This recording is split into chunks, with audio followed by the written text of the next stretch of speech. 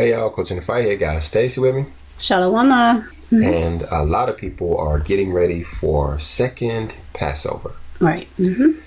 Most of us did First Passover. Right. But I believe after watching this video, there will be a lot of people who will be considering doing Second Passover again here in May. You mean after they have done the first one, they will do the second one again? Well, thing is, we learned so much during the feast of First Passover.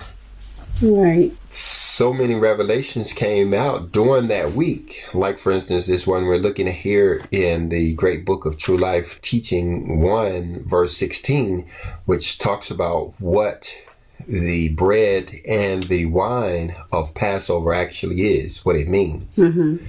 Well, simply put, what it boils down to is taking a bath.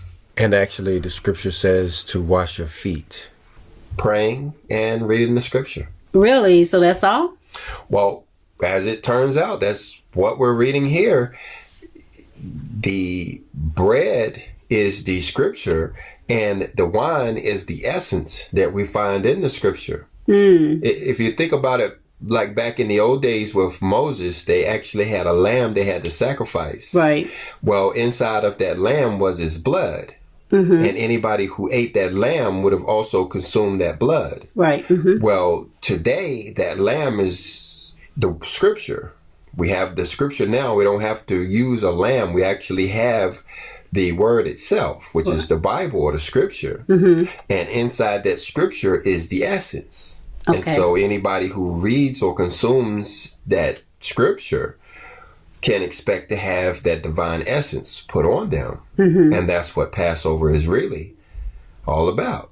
Okay. That's what the Messiah, that's what Moses, what everybody was leading us to, is this one day where all of us throughout the whole world will get together and share in the breaking of this bread, which is the word, all praying and meditating at the same time, asking for our Father to come and be a part of our life. Right. You can imagine how powerful that is. Yeah. So for those who were unable to do those things, now we have the second.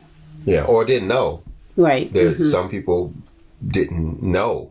Like I said, I had these revelations doing, and I wanted so desperately to do a class and say, hey, we got some new information here, but it was during the feast, and I didn't want to break the leaven part of it. Right. So I just was praying that people, and I believe most people did.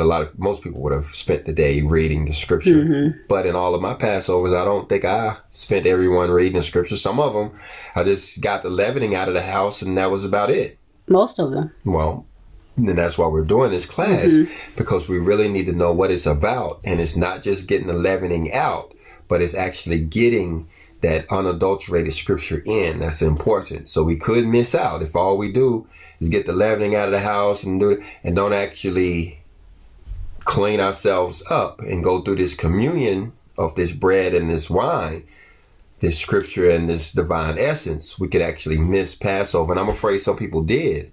And they will be, and hopefully they will be considering doing Second Passover. I know I will.